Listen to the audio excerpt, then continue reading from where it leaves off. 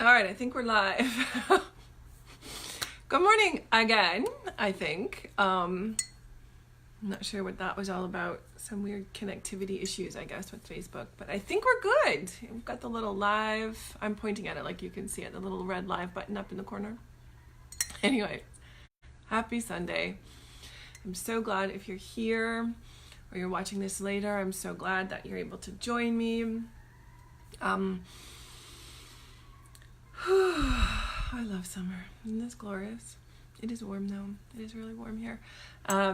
Actually, right now, where I live in British Columbia, Canada, we are having an extremely dry spell, and we are under a weather watch for heat. But to be honest, the breeze off the ocean is keeping it really, really lovely. So I have no complaints. We'll see how today goes. But yesterday was just beautiful.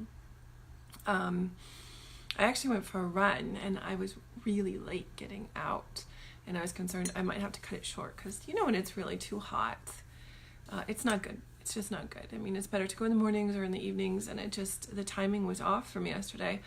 But the breeze was so glorious. I think I really enjoyed the run, to be honest. I think I could have gone longer if I hadn't had an argument with an uneven pavement and some gravity. I didn't fall, but I did kind of jam my knee a bit, so taking it easy today. Probably going to have to ice it later, which I suppose, considering it's supposed to be so hot, won't be so bad. However, you're not here to hear about my my knee and running issues, are you? I hope you're doing really well. Let me just tip this a little. See if we can get more of a straight on.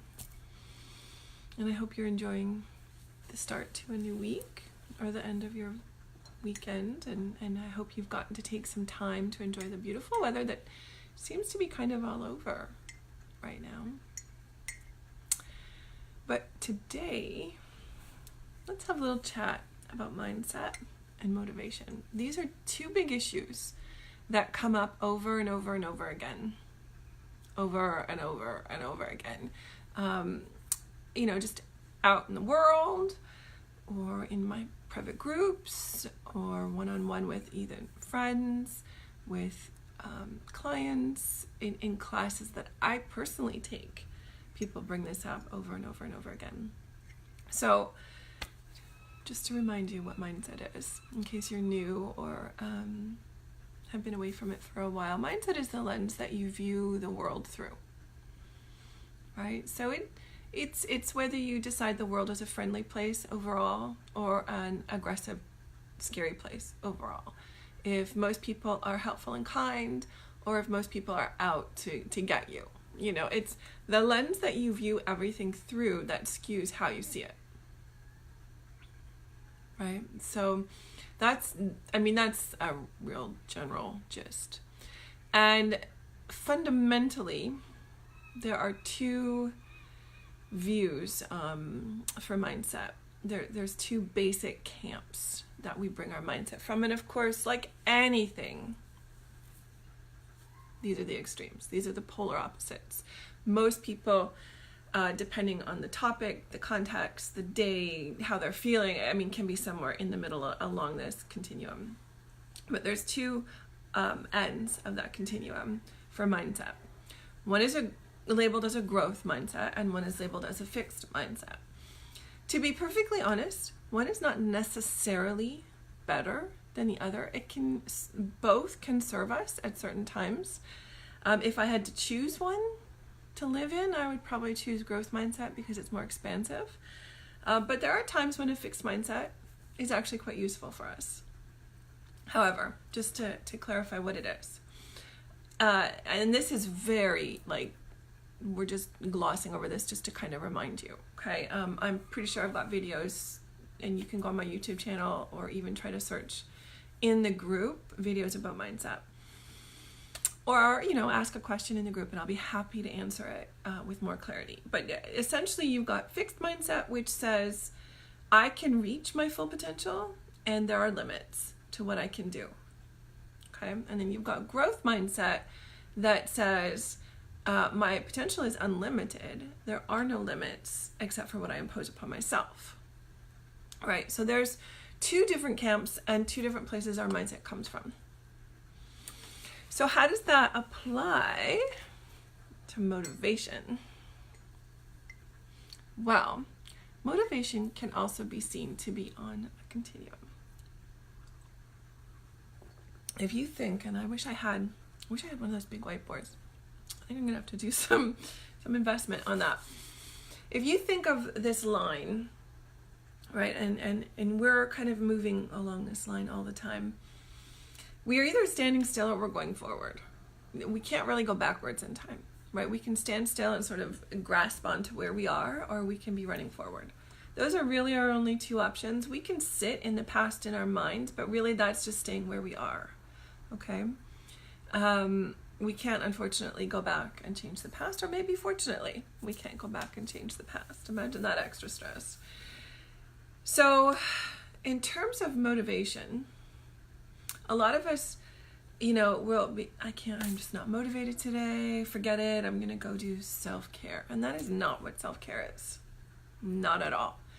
Part of self-care is learning that motivation comes from you, comes internal, and it's something that you do for yourself. You have to do the motivating. You have to create it. It doesn't just show up most of the time. I know it's kind of a shock, isn't it? Isn't it? I know. We kind of got this ideal in our society, and this idea that if the right thing comes along, or we're passionate enough, or we're smart enough, or all the things fall into place, suddenly this magical fountain of motivation shows up. And it does a little bit at the beginning. And that's just passion talking, right? That's what like the ancient Greeks and Romans used to call the muse, whispering, right? That's the creativity. That's that internal spark lighting. But if you don't feed a fire, it goes out. Right? You can have, your flint out and create this beautiful smoldering pile of things when you're camping, but if you don't feed some actual wood onto that fire and continually feed it, the fire goes out. And that's the same as motivation, right? Our creativity, our passion sparks it, but we have to feed it. And we don't. We often don't understand why it just suddenly went out, and maybe it wasn't meant for us. And we use this lack of motivation as an excuse. And I know that's going to piss off some people. But you know what? It's true. I'm sorry if it kind of frustrates you. It frustrates a lot of people. I think it was Zig Ziglar years and years ago who said, motivation is like bathing. We recommend it daily.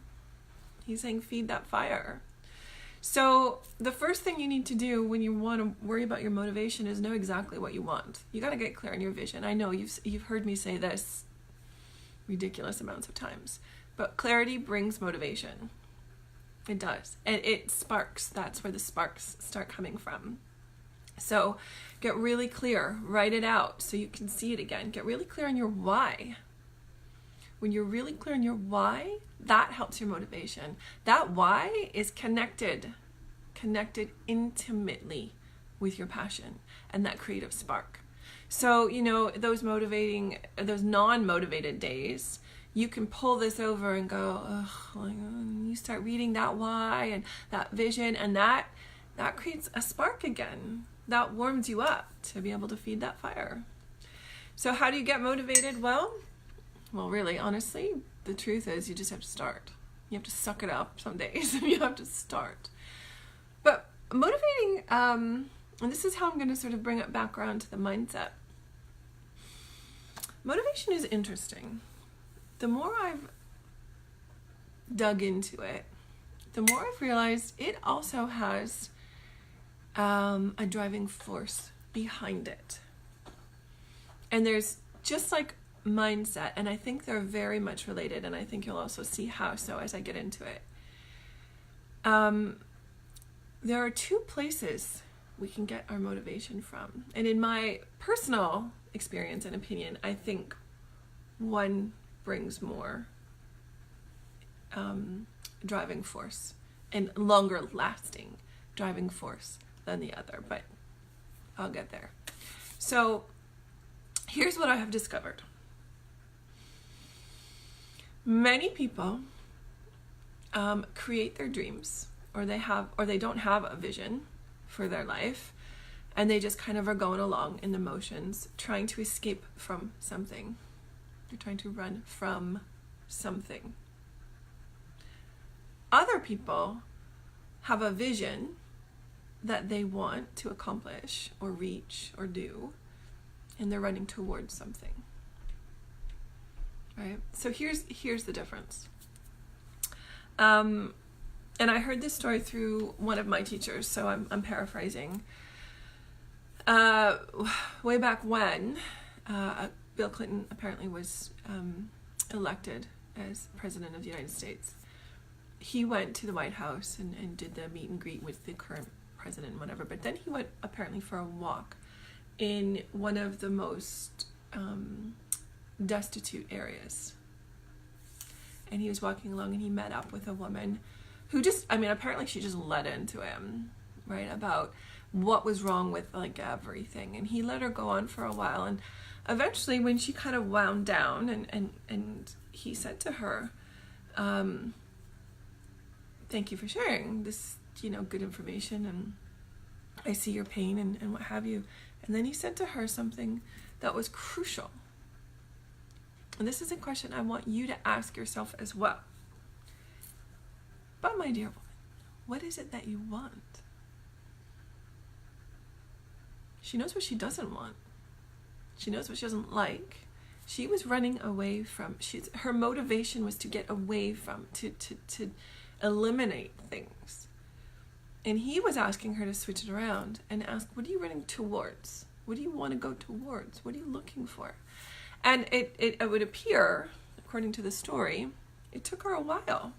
She did finally, I'm sure she sputtered and thought and came up with, she wanted jobs. She wanted drug dealers out of their neighborhood. She wanted safety at schools. So she started figuring out what it was she wanted. Well, here's the kicker. Here's the kicker. When you find out what it is you want, that's when the how starts to show up. If you're just running from things, you're kind of in a passive place. I don't want. And if you are like myself and you subscribe to the law of attraction as a universal law, then the more you talk about, the more energy you put towards something that you speak, that you think, the more you're going to get of it. So if all I'm doing is yelling about drug dealers in the parks where my kids play, I'm manifesting that. Crap, right? But when you switch it around and you start talking about what do you want? I want a safe area for my kids to play. That's different. How are we going to do that? Because now we have a vision, now we have a goal. And that is the same for your life. Which end of the spectrum are you coming from? And that's mindset. That's mindset. Which mindset are you approaching your motivation from? Right? Are you coming from a place of escape, running away from, with no place to go? Or have you decided, that's the past, that's the stuff, it can stay over there, and I'm focused. I know what I want. And it's tricky sometimes. It's the difference between saying, like a lot of people, a lot of people talk about money, right? Money is a huge hot button for many people. So the question is, are you running away from being poor and broke and frustrated? Or are you running towards financial security? And what does that look like? It seems like it's such a subtle difference, but it's a mindset difference. And when it comes to motivation, your mindset is huge. Ooh. Lots of sirens out there today. Ooh, I hope everyone's okay. Can you hear that? So when you're running towards something, you see it. That motivation comes internally much easier, much quicker, because you've got a goal. And the how starts showing up. And success breeds success. And success also breeds more motivation. So when you have, and we always talk about this when we talked about our goal setting, that it's great to have 5-year goals, but you need to break them down so that you can see success in enough time that you continue to feed your motivation. And honestly, in some instances, that's as simple as getting up and putting your running shoes on as a goal for your health. That's it. That's your goal. Anything beyond that is gravy. There have been days when I've had to do that. Especially when I was really severely injured from a car accident. Literally, that was my goal. And some days I didn't do it. I just couldn't do it.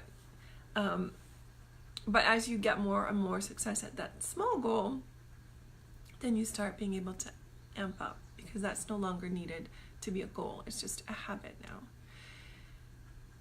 So what are you running towards? What's your vision? What do you want? And that is how mindset connects intimately with your motivation. Right? So when you're talking about your goals in your life, ensure that you are adding goals that you want, not ones you are running away from. Does that make sense? Let me know if that makes sense in the comments so that I know I'm being clear with you. It's a very, it's semantics. It is, but it's a really powerful shift in a small, tiny little way, but it's a very powerful one. So motivation and mindset. Let me know what you think. Let me know what it is you are shifting. So what goal have you looked at and realized, I'm just running away from this. Where am I on the continuum? I want to run towards something. I want a firm goal that's going to move me forward, almost pull you forward. And that's what they talk about when they say let your dreams pull you forward instead of push you. Because pushing, nobody likes to be pushed. Me least of all. I love being pulled forward with excitement and passion. So I hope that helps serve you today. And if it does, please like the video below so that I know that this is the kind of thing that you're interested in. And let me know in the comments what's coming up for you, what makes sense, what doesn't make sense. If you have questions, please ask, and I will do my best to answer them. And once again, it is Sunday, so this is your reminder that you have within you everything you need to handle whatever comes your way this week. And if you're feeling a little bit like you're struggling, let us know. We are here to support you, because a rising tide lifts all ships. So we want to lift everyone up, and that's what this group is all about. And I will see you next week. Same time, same bat channel, as they say. And I will talk to you then. Okay? Have a beautiful, beautiful week. Mwah. Bye for now.